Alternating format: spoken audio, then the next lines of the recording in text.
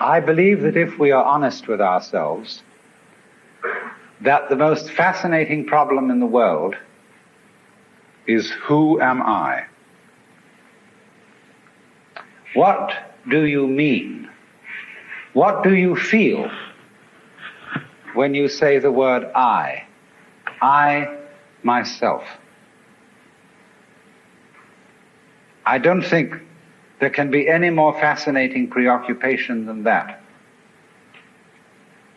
because it's so mysterious, it's so elusive. Because what you are in your inmost being escapes your examination in rather the same way that you can't look directly into your own eyes without using a mirror. You can't bite your own teeth. You can't taste your own tongue. And you can't touch the tip of this finger with the tip of this finger. And that's why there's always an element of profound mystery in the problem of who we are. This problem has fascinated me for many years, and I've made many inquiries. What do you mean by the word I? And there is a certain consensus about this, a certain agreement, especially among people who live in Western civilization. Most of us feel I, ego, myself, my source of consciousness, to be a center of awareness and of a source of action that resides in the middle of a bag of skin. And so we have what I have called the conception of ourselves as a skin-encapsulated ego. Now, it's very funny how we use the word I. If we just refer to common speech, we are not accustomed to say, I am a body. We rather say, I have a body. We don't say, I beat my heart, in the same way as we say, I walk, I think, I talk. We feel that our heart beats itself, and that has nothing very much to do with I. In other words, we don't regard I myself as identical with our whole physical organism. We regard it as something inside it. And most Western people locate their ego inside their heads. You are somewhere between your eyes and between your ears, and the rest of you dangles from that point of reference. It is not so in other cultures. When a Chinese or Japanese person wants to locate the center of himself, he points here, not here. Here to what Japanese call the kokoro, or the Chinese call shin, the heart, mind. Some people also locate themselves in the solar plexus. But by and large, we locate ourselves behind the eyes and somewhere between the ears, as if within the dome of the skull there was some sort of arrangement such as there is at the SAC headquarters in Denver, where there are men in great rooms surrounded with radar screens and all sorts of things, and earphones on, watching all the movements of planes all over the world. So in the same way, we have really the idea of ourselves as a little man inside our heads, who has earphones on, which bring messages from the ears, and who has a television set in front of him, which brings messages from the eyes, and all sorts of electrode things are all over his body, giving him signals from the hands and so on, and he has a panel in front of him of buttons and dials and things, and so he more or less controls the body. But he isn't the same as the body, because I am in charge of what are called the voluntary actions. and what are called involuntary actions of the body, they happen to me. I am pushed around by them, but to some extent also I can push my body around. This, I have concluded, is the ordinary, average conception of what is oneself. And look at the way children, influenced by our cultural environment, ask questions. Mummy, who would I have been if my father had been someone else? You see, the child gets the idea from our culture that the father and mother gave him a body into which he was popped at some moment. Whether it was conception or whether it was parturition is a little bit vague. But there is, in our whole way of thinking, the idea that we are a soul, a spiritual essence of some kind, imprisoned inside a body. And that we look out upon a world that is foreign to us. In the words of the poet Houseman, I, a stranger and afraid, in a world I never made. And so therefore we speak of confronting reality, facing the facts. We speak of coming into this world.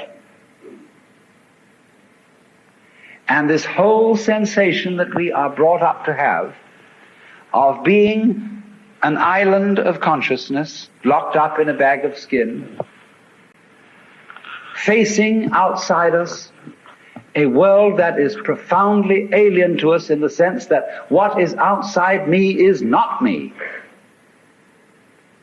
This sets up a fundamental sensation of hostility and estrangement between ourselves and the so-called external world. And therefore, we go on to talk about the conquest of nature, the conquest of space, and view ourselves in a kind of battle array towards the world outside us. I shall have much more to say about that in the second lecture. But in the first now, I want to examine the strange feeling of being an isolated self. Now, actually, it is absolutely absurd to say that we came into this world. We didn't. We came out of it. What do you think you are? Supposing this world is a tree.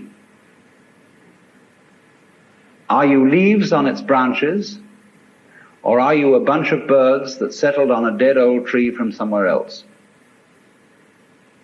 Surely, everything that we know about living organisms from the standpoint of the sciences shows us that we grow out of this world, that we, each one of us, are what you might call symptoms of the state of the universe as a whole. But you see, that is not part of our common sense.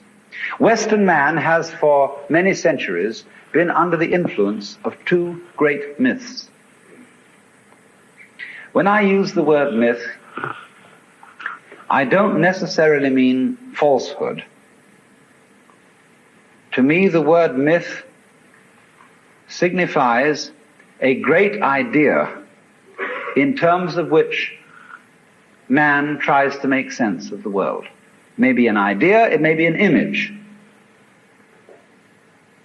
Now, the two images which have most profoundly influenced Western man are, number one, the image of the world as an artifact,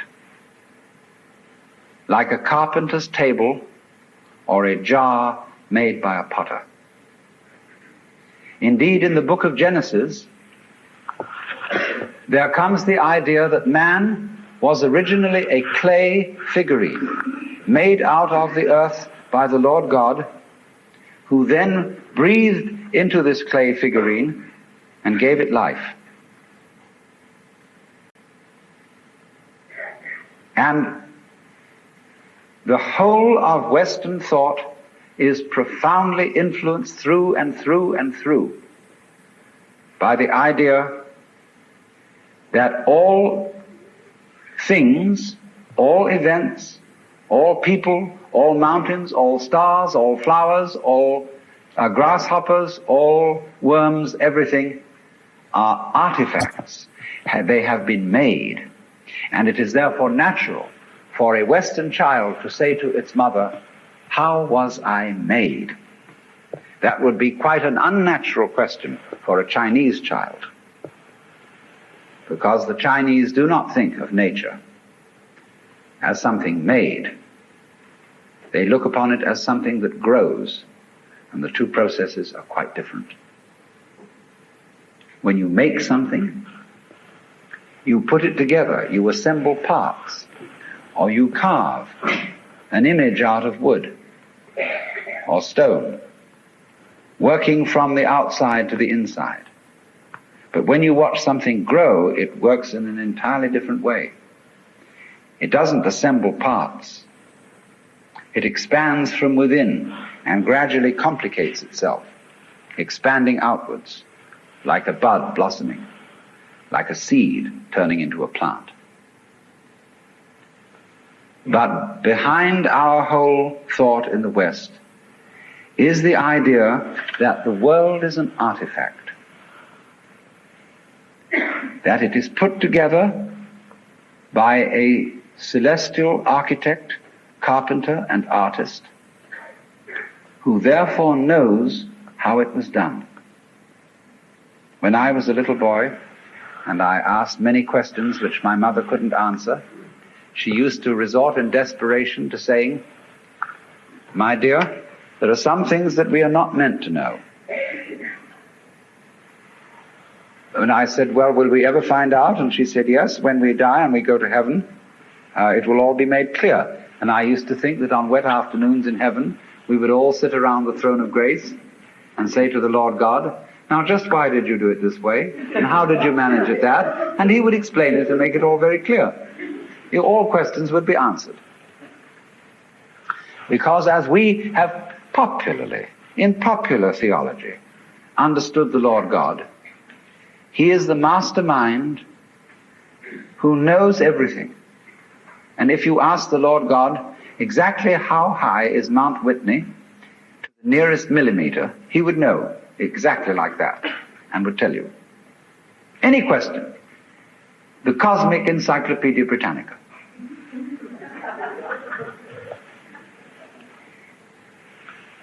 Unfortunately, this particular image or myth became too much for Western man, because it was oppressive.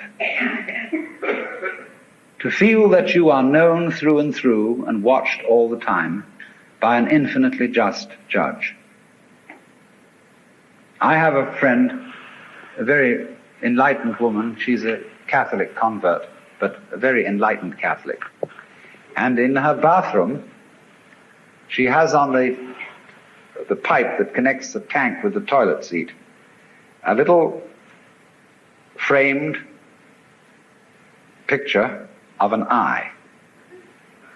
And underneath in Gothic letters is written, "Thou God seest me." Everywhere is this eye watching, and judging you, so that you always feel you're never really by yourself. But the old gentleman is observing you and writing notes in his black book. And this became too much for the West. It became oppressive. They had to get rid of it. And so instead, we got another myth, the myth of the purely mechanical universe. This was invented at the end of the 18th century. It became increasingly fashionable throughout the course of the 19th century and well into the 20th century, so that it is today's common sense.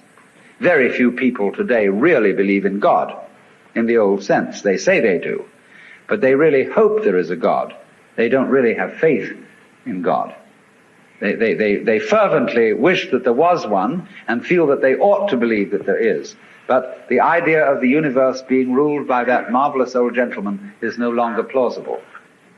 It isn't that anybody has disproved it, but it just somehow doesn't go with the vast infinitude of galaxies and the immense light-year distances between them and so on. So instead, it has become fashionable, and it is nothing more than a fashion, to believe that the universe is dumb, stupid, that intelligence, values, love, and fine feelings reside only within the bag of the human epidermis, and that outside that, the thing is simply a kind of a chaotic, stupid interaction of blind forces. Courtesy of Dr. Freud, for example, biological life is based on something called libido, which was a very, very loaded word. Blind, ruthless, uncomprehending lust. That's the foundation of the human unconscious. And similarly to thinkers like of the 19th century, like Ernst Haeckel, even Darwin, T.H. Huxley, and so on, there was this notion that at the root of being is an energy. And this energy is blind. This energy is just energy. And it's utterly and totally stupid. And our intelligence is an unfortunate accident. By some weird freak of evolution, we came to be these feeling and rational beings, more or less rational. And this is a ghastly mistake, because here we are in a universe that has nothing in common with us, doesn't share our feelings, has no real interest in us. We're just a sort of cosmic fluke. And therefore, the only hope for mankind is to beat this irrational universe into submission and conquer it and master it. Now, all this is perfectly idiotic. If you would think that the idea of the universe as being the creation of a benevolent old gentleman, although he's not so benevolent, he takes a sort of, this hurts me more than it's going to hurt you sort of attitude to things. You can have that on the one hand, and if that becomes uncomfortable, you can exchange it for its opposite, the idea that the ultimate reality doesn't have any intelligence at all. At least that gets rid of the old bogey in the sky, in exchange for a picture of the world that is completely stupid. Now, these ideas don't make any sense, especially the last one, because you cannot get an intelligent organism, such as a human being, out of an unintelligent universe. The saying in the New Testament that figs do not grow on thistles nor grapes on thorns applies equally to the world. You do not find an intelligent organism living in an unintelligent environment. Look, here is a tree in the garden, and every summer it produces apples. And we call it an apple tree, because the tree apples. That's what it does. All right. Now here is a solar system inside a galaxy. And one of the peculiarities of this solar system is that at least on the planet Earth, the thing peoples. In just the same way that an apple tree apples. Now maybe 2 million years ago, somebody came from another galaxy in a flying saucer and had a look at the solar system, and they looked it over and shrugged their shoulders and said, just a bunch of rocks. And they went away. Later on, maybe 2 million years later, they came around and they looked at it again. And they said, excuse me, we thought it was a bunch of rocks, but it's peopling. And it's alive. After all, it has done something intelligent. Because you see, we grow out of this world in exactly the same way that the apples grow on the apple tree. If evolution means anything, it means that. But you see, we curiously twist it. We say, well, first of all, in the beginning, there was nothing but gas and rock. And then intelligence happened to arise in it, you know, like a sort of fungus or slime on the top of the whole thing. But we're thinking in a way, you see, that disconnects the intelligence from the rocks. Where there are rocks, watch out. Watch out, because the rocks are going eventually to come alive.